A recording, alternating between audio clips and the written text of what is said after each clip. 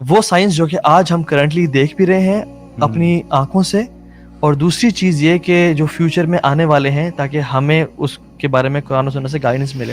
تو ذابی ہم لوگ مائنر سائنس کے بارے میں پڑھتے کیوں ہیں, ان کا بینیفٹ کیا ہوتا ہے, کیا اتنی امپورٹنٹ بھی ہے کہ اس کے بارے میں پڑھنا چاہیے یا اس کے بارے میں سیکھنا چاہیے, کیا بینیفٹ ہے اس کا؟ ویسے دیکھیے, ایک تو میں یہ کہہ سکتا ہوں کہ اگر آپ کو یہی نہیں پتا نا کہ مائنر سائنس کیا ہے, تو اس کی مثال ایسی ہے کہ ایک بندہ گاؤں سے اٹھ کے آ گیا اور اس کو یہ نہیں پتا کہ یو ٹرن والا جو سائن ہے اس کا مطلب کیا ہے, اور جہاں پہ اگر ایک ریڈ لائٹ لگی ہوئی ہے اس ریڈ لائٹ کا مطلب کیا ہے. تو اگر ایک بندہ گاؤں سے اٹھ کے آیا, اس نے آج سے پہلے کبھی شہر میں نہیں آیا, اس نے آج سے پہلے کبھی اسٹریٹ لائٹ نہیں دیکھی, اس نے کوئی سگنل نہیں دیکھا, تو وہ یو ٹرن کا اس کو پتہ نہیں چلے گا کہ یہ یہاں پہ یو ٹرن تھا, یا کہیں پہ اگر ریڈ لائٹ آ رہی ہے وہ ریڈ لائٹ پہ نکل رہا ہے, گرین لائٹ پہ بریک لگا رہا ہے, مطلب کنفیوزڈ ہوگا. ہاں کنفیوزڈ ہوگا, اور اس کی زندگی جو ہے نا وہ مطلب اس کے سامنے بڑی بڑی نشانیاں آ رہی ہیں, وہ ساروں کو مس کر رہا ہے. تو ہم لوگ جو ہیں اگر ہمیں یہی نہیں معلوم کہ آپ کے آخرت کی نشانیاں کیا ہیں, تو ہو سکتا ہے کہ آخرت آپ کے سر پہ آ چکی ہو اور آپ ابھی تک غفلت میں بیٹھے ہوئے ہیں اس میں کہ جی ابھی تو آخرت بڑی دور ہے, ابھی تو بڑی دور ہے, حالانکہ یہ ساری نشانیاں یکے بعد دیگرے آپ کو دکھائی جا رہی ہیں اور آپ کے سامنے آ رہی ہیں, یٹ آپ وہ ہیڈلیسنس کی سٹیٹ میں پہنچ چکے ہیں, اپنے آپ کو بھی ڈینجر میں ڈال رہے ہیں اور دوسروں کو بھی ڈینجر میں ڈال رہے تھے. اور وہی جو آپ نے ہیڈلیسنس والی بات کی نا, آیت آ رہی ہے اقترب للناس حسابهم وهم فی غفلۃ معرضون.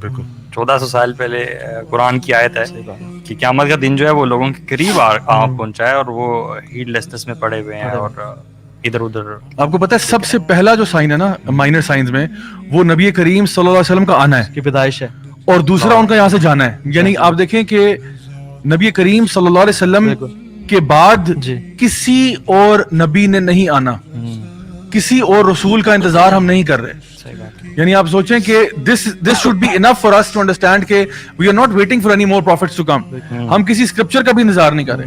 نبی کریم صلی اللہ علیہ وسلم نے فرمایا میرا آنا اور قیامت کا آنا یوں ہے, مطلب میرے بعد بس قیامت ہے اور کچھ نہیں. اگر ہم امیجن کریں نا اس دنیا کی ورلڈ ہسٹری کو, کہ یہ دنیا بنی کب, انسانیت آدم السلام کب آئے, تو اگر ہم دیکھیں تو آدم علیہ السلام سے رسول اللہ صلی اللہ علیہ وسلم کا مین چنک تھا, سمجھ لیں 90% گزر چکا ان سے پہلے, کیونکہ 950 سال تو نوح علیہ السلام کی دعوت کی عمر تھی اور بڑی بڑی عمریں تھیں.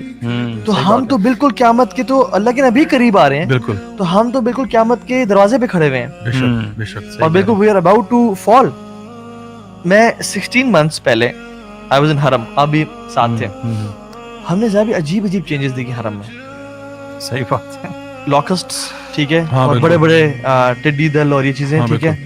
پھر حرم میں کبھی بھی سیلز گرلز نہیں دیکھی اس طرح سے کاؤنٹرز پہ, ریسپشن پہ, جتنا وہ سیلز گرلز زیادہ تھیں. اچھا, اور لوگ نا عمرے کو ایک ریکریشنل ٹرپ بنا دیا لوگوں نے, ٹھیک ہے, اچھی بات ہے آپ عبادت بھی کریں سر, لیکن آنا ہی ریکریشن, ہنی مون پہ آ رہے ہیں. although we support کہ آپ ہنی مون پہ ملیشیا جانے کی بجائے مکہ آئیں, لیکن just don't go to Hardee's and stuff like that, اور نماز پڑھ کے سلام پھر کے نکلے, کوئی ذکر اذکار, کوئی تلاوت, کوئی طواف, لگژری ٹرپ بنا دیا. بازاروں کی رونقیں بہت زیادہ تھیں, ایسا نکل گیا, شاپنگ ہو رہی ہے, نماز پڑھتے ہی مالز بھر جاتے. حالانکہ حرم میں آنے کا مقصد اللہ تعالیٰ سے ایک عبادت کرنا تھا. اچھا, پھر اور گرینری شیخ, حالانکہ حجاز بیرن ہے لیکن گرینری ویلیز گرین ہو رہی تھیں. صحیح بات ہے. جو 2009 میں نے عمرہ کیا تھا اور ابھی جو کیا تھا 16 months پہلے, اٹ واز گرین. اور ایک one of the minor signs is یہ ہے بالکل, Hijaz will be green again, بالکل گرین ہو جائے گا. اور کس طرح سے چینجز دیکھیں, جو لوکسٹ ہوتے ہیں, جو ٹڈی وغیرہ ہوتی ہے, یہ گرینری پہ آتی ہے, بیرن جگہ پہ نہیں ہوتی. ان کا جو آنا ہے دیٹ واز اے سائن. تو اس طرح کی مختلف چیزیں دیکھ کے میں حیران ہو گیا کہ یہ کتنے کوئکلی چینجز آ رہی ہیں. اور آپ تمام انسانی ہسٹری دیکھیں, ابا جان تک سب گھوڑوں پہ, گدھوں پہ, خچر پہ, اونٹ پہ سوار ہو کے آ رہے ہیں. مطلب لائف سٹائل سیم رہا, کوئی جہاز پہ اڑ کے نہیں گیا, یا کوئی کسی کی فیس ٹائم کسی نے بات نہیں کی. ہمارے ابا جان کے دور سے لے کے ہم تک کتنا ابرپٹ چینجز آئے ہیں اس ورلڈ کی ہسٹری میں, کہ اللہ کے نبی صلی اللہ علیہ وسلم کی اگر ہم حدیث دیکھیں, میں ایک حدیث پڑھا تھا جس میں 6 چیزیں بتائیں کہ جب تم دیکھو کہ لوگ نماز کو چھوڑ رہے ہیں, بڑی بڑی بلڈنگز بن رہی ہیں, یعنی ان یعمر خراب الدنیا و یخرب عمرانها, لوگ آلریڈی بلٹ ولیجز کو ڈسٹروائے کر رہے ہیں, کشمیر, غزہ, فلسطین, الیپو, سب, وہ یعمر خراب الدنیا, اور جو خراب الدنیا یعنی لینڈ ہے, ڈیزرٹ ہے, اس کو high rise building, sky scrapers بنا رہے ہیں. دوسری چیز یہ ہو گئی. تیسری چیز اللہ کے نام پہ قسمیں کھا رہے ہیں اور ان کو توڑ رہے ہیں. چوتھی چیز لوگوں کو قرض کر رہے ہیں, مطلب جو ہے نا گالی گلوچ, گندے الفاظ پکار رہے ہیں. برائبری اور ایڈلٹری عام ہو گئی ہے, آخرت کو چھوڑ کے دنیا پریفر کر رہے ہیں. اللہ کے نبی نے کہا فَإِذَا رَأَيْتَ ذَلِكَ فَالنِّجَاءَ النِّجَاءَ, جب تم یہ دیکھو تو پھر بچاؤ اپنے آپ کو, بچاؤ اپنے آپ کو. سو یہ ہو نہیں رہا. بے شک. اصل میں ایک اور مجھے حدیث, اصل میں آج کچھ ویڈیوز بھی پہنچی میرے تک, آپ تک بھی پہنچی ہوں گی, اور کچھ ہمارے ملک کی صورتحال جو ہے نا اس وقت کافی ٹینس ہے. اور مجھے وہ حدیث یاد آ رہی تھی نبی کریم صلی اللہ علیہ وسلم کی, جہاں پہ آپ نے فرمایا کہ قیامت سے پہلے نا الحرج بہت زیادہ ہوگا. تو صحابہ نے پوچھا یا رسول اللہ یہ کیا ہے؟ تو آپ نے کہا یہ قتل و غارت ہے, قتل و غارت ہے. اور پھر بعض روایات میں یہ بھی کہا کہ جو مارنے والا ہے اس کو نہیں پتا وہ کیوں مار رہا ہے, اور جو مرنے والا ہے اس کو نہیں پتا اس کو کیوں مارا جا رہا ہے. ہمارے ملک میں اس وقت ایک بہت سچویشن کریٹ ہوئی, آپ سب کو معلوم ہی ہوگا. ایک پارٹی جو ٹی ایل پی ہے ان کا اور پولیس کا آپس میں بہت زیادہ جھڑپ شروع ہو گئی. تو میں چاہتا ہوں کہ اس پہ بھی ہم تھوڑی سی روشنی ڈال لیں اور لوگوں کو ایک بیلنسڈ اوپینین بتائیں کہ اصل میں کیا ہے. دیکھیے نبی کریم صلی اللہ علیہ وسلم کی جب بھی کوئی توہین ہوتی ہے اور جب بھی کوئی ان کے بارے میں توہین آمیز خاکے بناتا ہے, جیسے فرانس میں ہوا, جیسے اور کنٹریز میں, ڈچ کنٹریز میں ہوا, تو یہ ظاہری بات ہے پوری مسلم امت کا غم و غصہ اس کے اوپر سامنے آیا.